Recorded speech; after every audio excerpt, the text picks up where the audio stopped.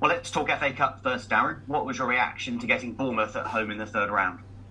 No, I was pleased. I know it sounds really, really boring, but I'm not a massive one for watching the draws and stuff like that. I think there's so much that happens between these FA Cup games. You have so many league games. You have in form, you have out of form. I think there's just such a kind of a big discrepancy between how you feel then and when it actually gets to the game, how you feel in that moment. So, no, I was really I was pleased in that it was another team in the south. It can almost be a derby type, I suppose, and it'll be a good chance to to play against a really good side. But it's still a Premiership team, really. Absolutely. Were you a bit disappointed, surprised it wasn't selected for live television coverage? In fact, no non-league ties have been selected for live television coverage. Actually, I'm confused by that. I'm confused, and obviously, we're grateful to have been on the telly last week. But I don't know if people know this, but Premier League sides don't need 85 grand. £85,000 to a Premier League team's a fiver. But we do, and so do the other sides. So do Bournemouth, and I'm sure even AFC Wimbledon and clubs like that. But so I find that quite it's a little bit distasteful, really, that you would select organisations, clubs that don't really need the money to go on telly. But it's all about viewers, isn't it, and things like that as a broadcaster. So. Yeah, a little bit disappointed by that. A little bit disappointed by the non-league the recognition, really, for live telly. But hey-ho, I'm not their boss, so... Mm-hmm. On Sunday, Scott's released an update to supporters. There's so much positivity with the work you and your young players are doing at the moment. Just from a footballing point of view, what needs to happen behind the scenes of the football club? Court blimey. I think, look, we are short of players. We know that, but I don't think we need anything else apart from a little bit more quality in its quantity. From a footballing point of view, we're good. We're in a great place. Players are very much enjoying their time with us. The better. When I was writing my programme notes yesterday, great thing. It's a really nice moment when so many players are improving at the same time. And you look at Hunt, you look at Moss, Sonny, Wakefield, incredible what Charlie's done, Matthew, all of them are improving, whilst, on our watch. So that's a really nice thing for a coach, when you can really sort of look deep within and say everyone's improving like that. So from a football point of view, no, nothing, we're good. We could do with a couple of extra players just to help. Little things people won't see, but help training. We can work on a lot more if we had a few more players. We're not so limited to the practices that we use, but listen, on the pitch, it's going grand. So maybe like I said, maybe in a couple of weeks, I might be moaning that it's not going so grand, and it's because we ain't got enough players. It's all moment, it's all in the moment that you make these comments and you make these decisions, but. No, we're very much enjoying the work we're doing with the players. They're very much enjoying playing for the football club. Thought the atmosphere the other night was just incredible. So from a football point of view, no, all looks grand. And then any football manager just wants stability and clarity behind the scenes as well. No, of course, but if you want stability and clarity, don't work in football. I've never had stability in 21 years. So it's just part of the industry. It's part of the industry. We concentrate I only ever concentrate on what I can affect. I don't worry about the things I can't control. And the things I can control are what we do in training every day and try and send the players out in best shape and mentally and physically as possible down the tunnel. That's all I can control. So I think when you focus your mind to those things, that there is clarity, because that's all we can do, and we're doing a great job. I think we're punching so far above our weight, and we're just trying to make it continue another game longer on Saturday and keep it going. But no, it's been very enjoyable of late. And in terms of team news, how's your squad looking for Saturday? Bare. No, we're okay. Jordan hasn't really had enough training time after his illness, so I don't think Jordan will make it. I don't really want to risk him, but he'll definitely be okay for next week. Ruben's had another really strong week. Brilliant to have him back on the training pitch.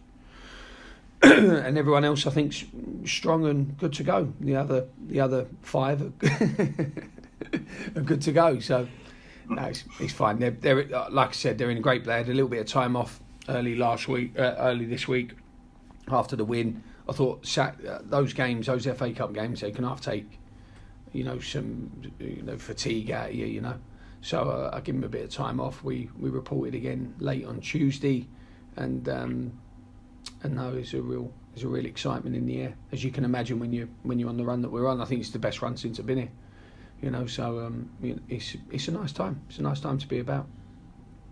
How do we describe the break the Bournemouth's got coming up? I think it's 15 days after Saturday to your next league game. Is that a good thing, bearing in mind the rest, or is that too long a break between league games when we look forward to what we normally call a busy festive period? Yeah, it's really strange how it's December at the moment almost seems like a bit of a chance to recover and repair, but it's the same as last league game from Saturday. Really, we're 10, 12 days away from playing Wrexham, so I think we're getting used to that. I think a season such a marathon, in terms of emotions and the work you have to put in physically, that it all just rolls into one, and you get into a rhythm. And like I said, the rhythm is made a little bit more enjoyable based on the fact that you're in good form and players are improving, staff are happy, all those things. So it's we don't really look at it. I think to myself, if I can get through Saturday without any more injuries, and we can go into next weekend, maybe change we'll have to obviously change the team for next Saturday and give some players. Alex Bradley been brilliant, absolutely brilliant of late. He needs some game time amongst others, so I think it's a chance to kind of shuffle the pack and see a few others. And how come Barnet have found a bit of form of late? They come to you on Saturday on the back of 3 straight wins. Well, the manager I've known forever, Dean, and he's a real football man, Dean, and there's not many of them about now. There's not many that are brought up in the culture of football and football coaching, football management. And he's a real football guy. So when he took over at Barnet, this is no surprise to me that he would get a lift, because he's an uplifting type. He's an uplifting character, Dean. So it's no surprise to me that he's got them in form and they're playing well. I think are we the 2 form sides? Yeah. So it'll be a good game, and when a group of players has confidence and belief in what they're doing and who they're doing it with, it's a really powerful weapon. And it kind of can defy the statistics and all those other bits. So it'll be tough. But I'm looking forward to seeing Dean. Like I said, really, really good guy. And it'll be a tough game. Adam Marriott played for me at Stevenage. Very good player. They got some good players, and it's an expensively assembled squad. So again, really, really underdog. Really, when you look at it in terms of resource, we're definitely the underdog come Saturday. But we ourselves are in such good form that we can go into it with real belief. And just finally, I'm starting to put together our sports review of the year, but when it comes to reviewing 2021 for Yeovil Town, it's almost impossible to put the year into words, I imagine. Yeah, horrendous. The sooner it finishes, the better. Absolutely horrendous, and one that's changed our lives forever. Definitely has changed me as a character. The sooner it gets out of the way and we can start afresh in 2022, the better for me personally. Yeah, is it possible though to have a happy new year and with all that you're doing behind the scenes and all the young players as well, what they're doing in their careers? Absolutely. I've got a lovely family. I'm very blessed, very thankful for what I have. But like I said, the moments in this calendar year will be etched on our memory forever. So it's been a tough year, been a really tough year, but we're still here, this is how you build resilience, by getting through adversity, making sure you struggle through and you come out the other side and you develop another layer of skin, you develop more experience, you develop a greater humility, all these things. So we're very grateful for what we have.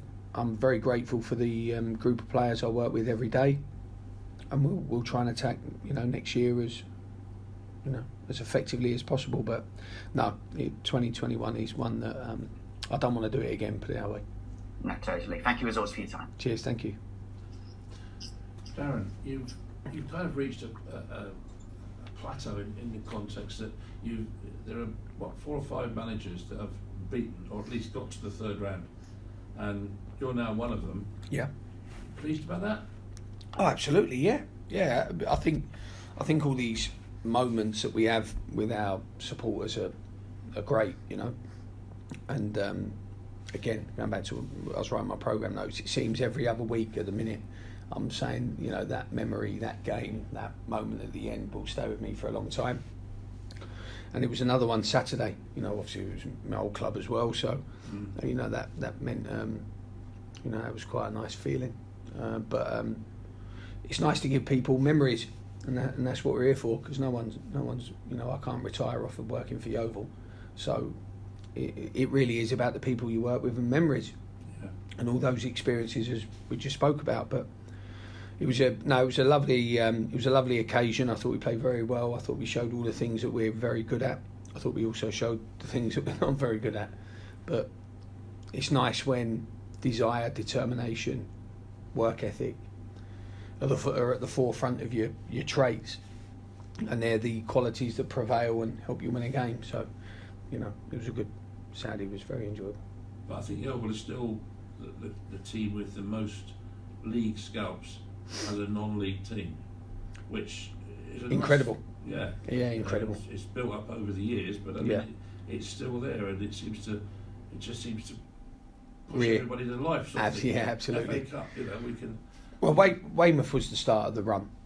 The 2 games at Weymouth, that struggle we just spoke about, getting through adversity and things like that. But I'm not sure too many people, if they're really honest, that were here on the first game against Weymouth at Hughes Park. I'm not sure how many would have come out of that and sort of said, "Blimey, we're gonna go on a decent run now." But we have, because we've got character and we've got brilliant group of players and staff, and that's what happens when you have that unity. So it's always round the corner. But to keep going in the FA Cup's a nice thing. It is a nice thing, but like I've said, the distance between the games is so big now, especially when you get into the third round. You go from having a game every couple of weeks to next month, and we have to put that one in the back of our mind and concentrate on what we're doing in the league, because none of us are satisfied where we are in the league. We should be, really, but we're not, so we've got to keep pushing on. But you've still got that game in hand, I think I'm right in saying, in the league, on most of the teams. On some, yeah. So if you were to win that one, you would begin to start thinking, well, you're in a pretty strong position. No, I know, but the flip side is if we lose it, we lose that. We lose that edge. But no, look, we go from one game to another. We have to. It almost takes your focus off of the necessity of winning games at the minute, because we're trying to make sure that we put out the best 11 that we can and the strongest bench that we can, and I think that's most important. And like I said, the most pleasing thing in all of this is that the players are improving, and they're improving from the work we're doing on the training pitch, and they're improving in their experience as young men, but also in their playing in their playing performances. There've been so many standout performances in November, and Saturday, too many to mention. But when I look back at the goal Saturday, that was Matthew. Everyone says it was Adam Smith's fault, the goal. That was Matthew at his absolute best. The way he intercepted the flight of the ball, and then initiated an attack off of a moment of defending. I thought that was Matthew at his absolute best. He must be buzzing for a prospect playing Bournemouth. Yeah, I've not actually spoken to him about that. I think I said to Joe Quigley, it would be nice to play Bournemouth. That was your first club 13 clubs ago. Yeah. So, but I've not really spoken to Matthew about playing Bournemouth. I think Matthew is such a different player to the one that I inherited, the one that I thought I knew. His athletic qualities are just outstanding. I mean, absolutely outstanding. And the player at Bournemouth was and it's not wrong, but he was a deep line midfield player that used to receive the ball quite deep and never really venture. And now we've got this marauding, old-fashioned number 8 that goes box to box, stops one, blocks one in one box, tries to get a shot off in the other box. I mean, they're like the midfield players of old. Yeah. And Matthew's really growing into that, and that gives me real sort of a positivity watching him grow into this player that he was nowhere near. He was never going to be this player 3 years ago, and he's grown into this, really important, inspirational figure. And I thought the goal was just typified him, absolutely typified him. The situation at Tottenham this week, it must worry you. You've got everything going nicely now. We've had a few problems with COVID, but I mean, this new one seems to be getting a little bit, does it worry you? Because it could upset the apple cart completely, couldn't it? Absolutely. No, we tested 10 minutes ago. Yeah. We've done one.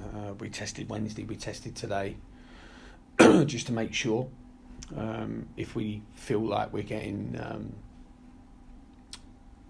any symptoms towards any possible cases. I mean, every time you get a cough now, you think you've got COVID. Every time you got a runny nose, you think you've got COVID. Every time you sneeze, you think you've got COVID. So I think the lie of the land has definitely changed. And we're very good here. We're very lucky with the medical team that we have here.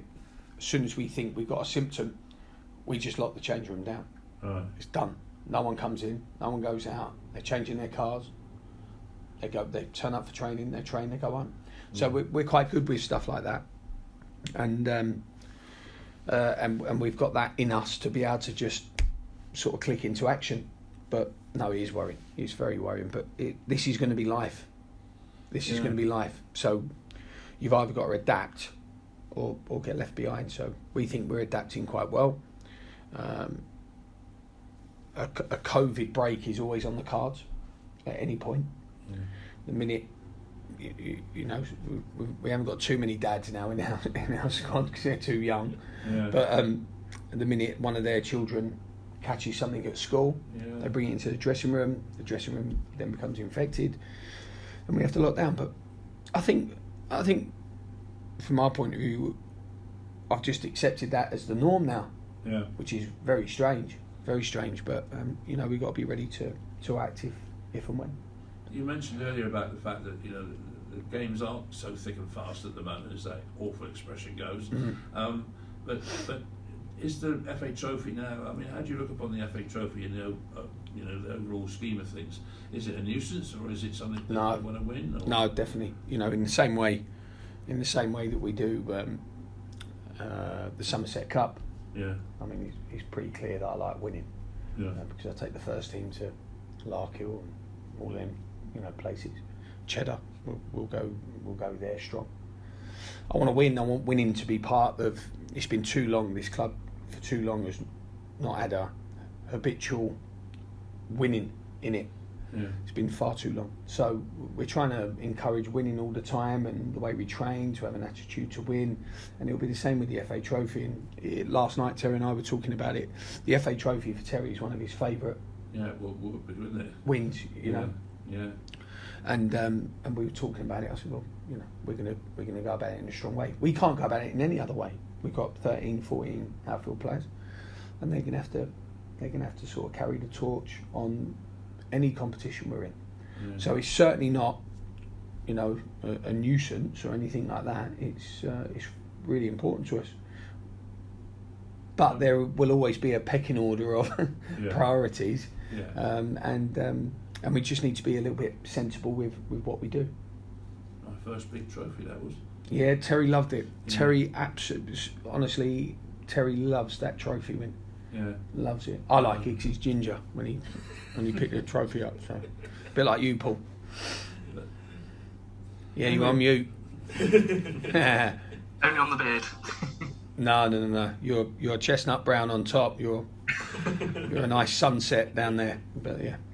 So good luck tomorrow. Thanks, mate. And bring it on back. Top man. Morning, Darren. Hi, Paul. I'm not too bad, thank you. All right, Ginge. You mentioned before the FA Cup that it's sometimes the hardest thing to do is to get the team back motivated for the weekend ahead. How has that been this week? Yes, I've scared everyone.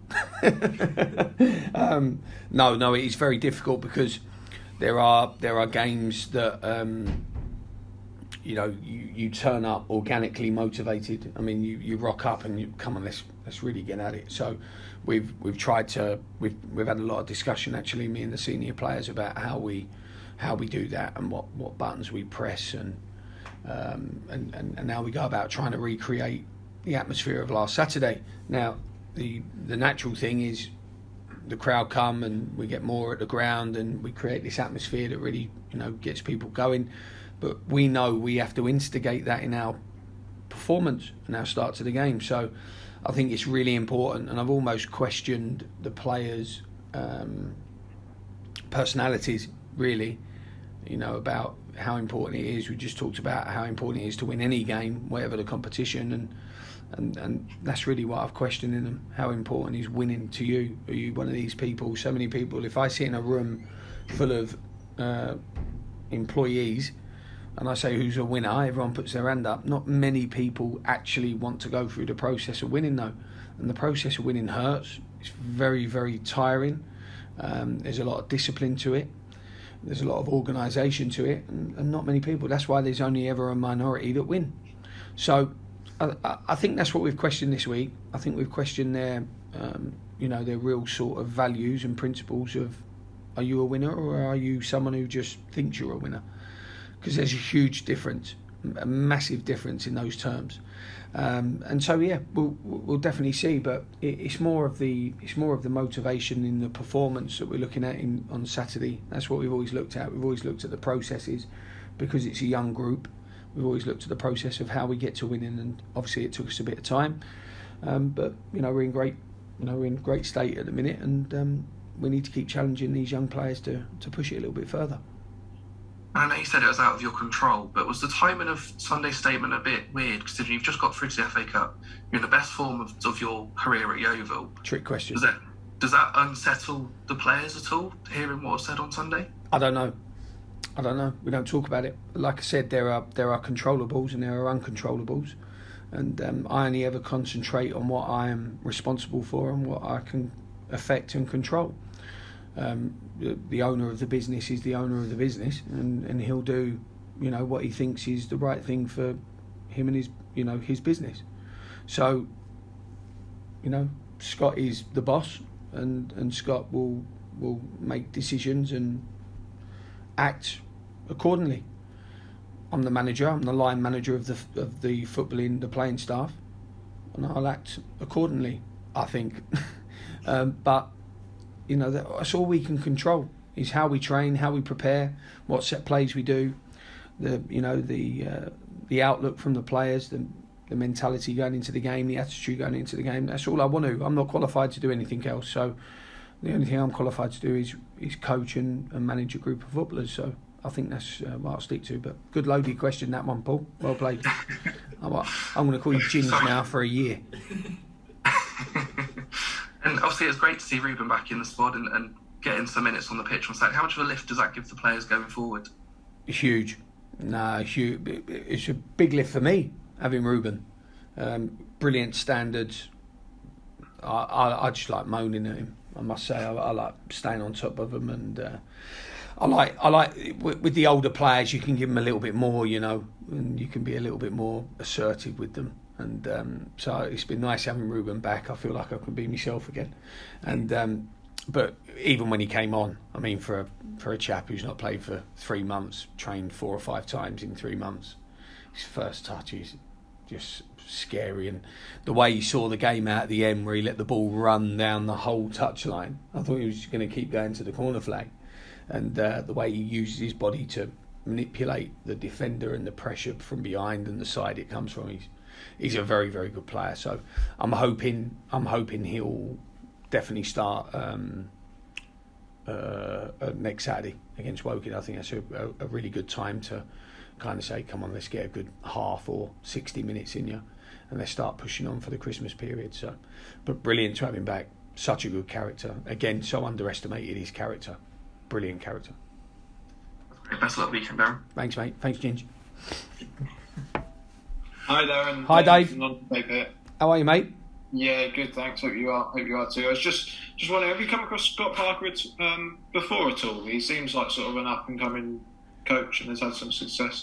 Yes, I'm very fortunate to have had many experiences at Tottenham when I was manager of Stevenage, but also when I was out of work.